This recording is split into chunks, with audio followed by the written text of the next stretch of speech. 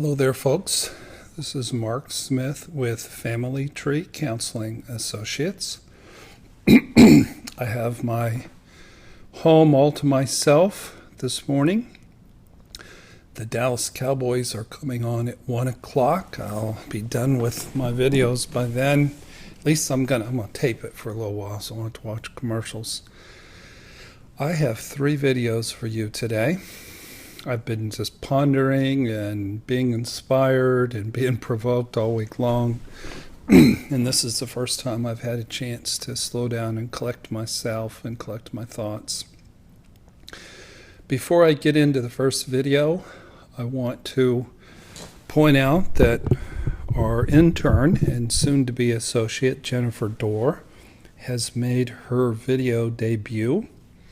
The video called What's Wrong With Me? And it's really different than anything that's been on our channel before. It's like quirky, and she has sound effects, and she has editing where little pictures show up, and it's quirky, and she talks right from her heart, and she nails a really important topic. So watch Jennifer Dorr's new video. It's a killer. I was very impressed, so I just want to put a word out for her. My first video today is called What's Love Got to Do with It? And of course, all y'all think of Tina Turner, and what's love got to do with sex? And that's not really what I'm referring to here when I say what's love got to do with it. Love Tina Turner, killer song, but I'm referring to narcissistic abuse. What's love got to do with that?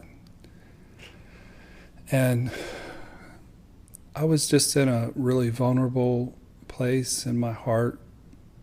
There's a sad little boy who lives in my heart. And I don't even know what triggered it.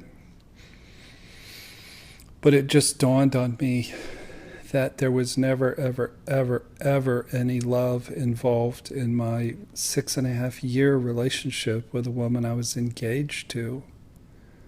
Love has nothing to do with narcissistic abuse. I had a anniversary date. September the 12th was the 8-year anniversary of my first date, my meeting with Betsy. And it was a nice date. It was a long date. Somebody chastised me incorrectly, wondering why I slept with her on the first date. And I didn't do anything with her on the first date, really, other than open my heart up too much. I did do that. So y'all be careful about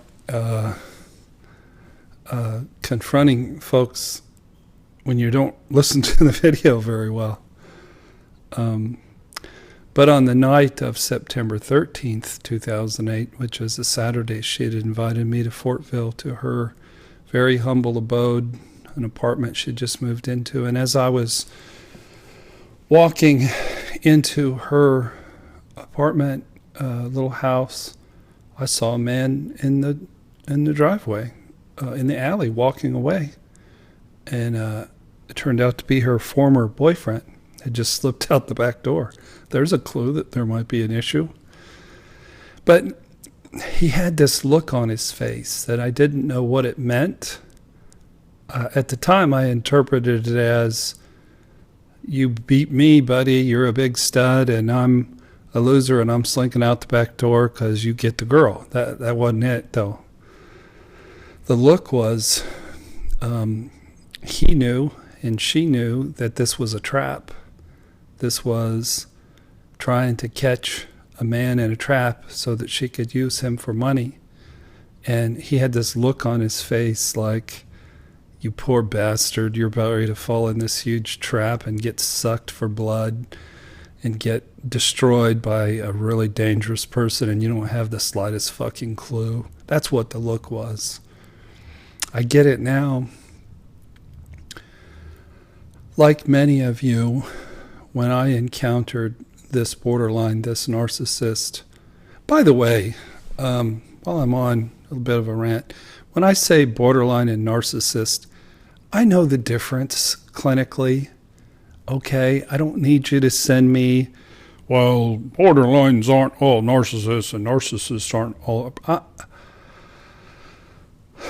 I'm using the terms interchangeably. I do know the difference. In my case, she was both a narcissist and a borderline, okay? And I know that that's not always the case, but let's not get caught up on semantics and clinical dissecting. Somebody interviewed the Dallas Cowboys coach this week about whether somebody was good enough to hold a position to keep Tony Romo on the active roster. And he said, well, let's not circumcise a mosquito over this. Only the Cowboys coach would say that. But I'm going to say it too. Whether I call this woman a borderline or a narcissist, I'm not necessarily talking about your girlfriend or your fiance. So let's not circumcise a mosquito over it, all right? Keep those to yourself.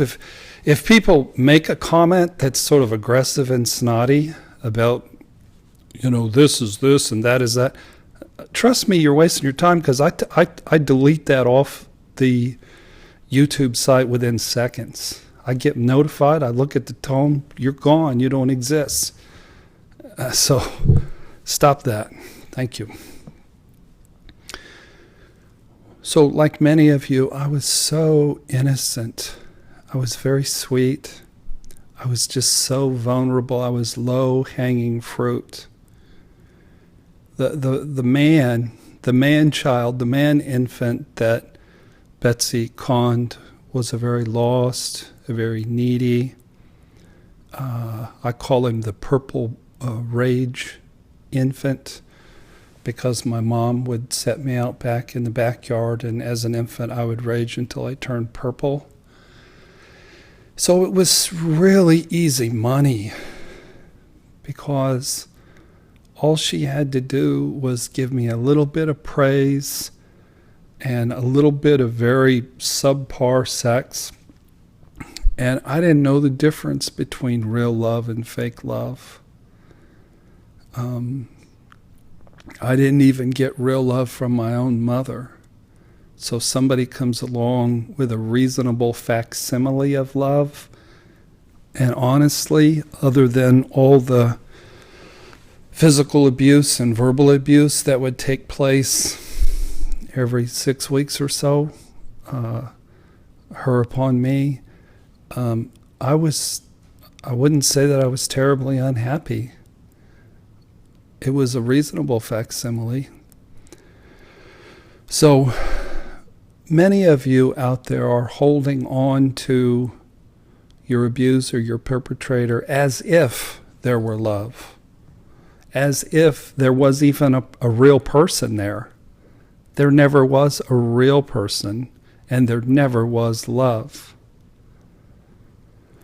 In her final letter to me that was coached up by the horrifically incompetent and unprofessional staff at the Bridge to Recovery, Betsy wrote, "I love you and I always will." And she wrote that for them, not for me. Maybe she wrote it to lie to herself. She never loved me, and she never did. She didn't love me, and she never did. That was the truth. It was all a con. It was all of a manipulation. So don't hold on to somebody as if they were a real person when they never really existed. So I've often wondered, if I'm walking in a store or in a restaurant and I come face to face with Betsy, what I'm going to do.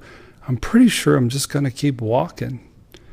I'm pretty sure I'm not going to make eye contact. I'm not going to say a word. I'm going to gaze at her like somebody I used to know. But she's just not a relevant individual in my life. It's not like she's a long-lost lover. It's not like she's somebody who used to love me. What would I say to this person? You got me real good. Good for you. There's just nothing to say, because the person who I thought was the lover of my soul never even existed. So what's love got to do with narcissistic abuse? It has nothing to do with it. But here I am, the middle of September 2016, and I'm just full of gratitude that the pain that needed to be brought up in me because of the lack of bonding with my mother was brought up. So the interactions with Betsy turned out to be a blessing and a good thing. And I'm more healed today than I've ever been. I've got a long way to go. Got a lot of issues. I've got some videos here about dating, and you'll see that I still have an issue or two. But I'm grateful for the healing. These narcissistic animals, they don't trick us and use us and dominate us and destroy us. We recruit them, and we use them for our healing and our better good. So I just have to say that I'm grateful to be alive. I'm grateful to be able to watch Dallas Cowboys get beat today. It was all fair. I was not victimized by this woman. I walked in on September the 13th to a trap, and I didn't know the nature of the universe. I didn't know that there were people like this. I didn't know that I could be a sugar daddy. I didn't know what love was. I had always had a reasonable facsimile.